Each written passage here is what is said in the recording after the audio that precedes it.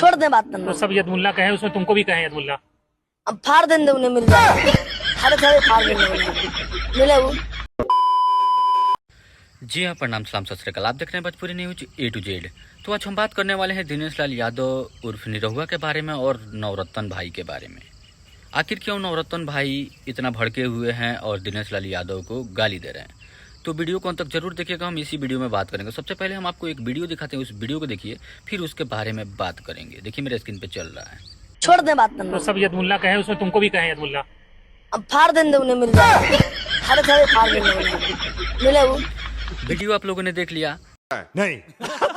दिनेश लाल यादव निरहुआ एक इंटरव्यू दौरान के बोले कि खेसारी लाल यादव मुल्ला हो गए हैं।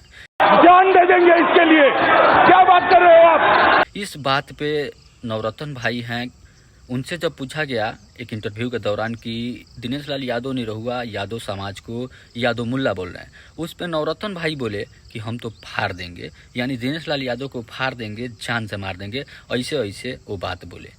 झूठ बोलो, बार बार झूठ बोलो।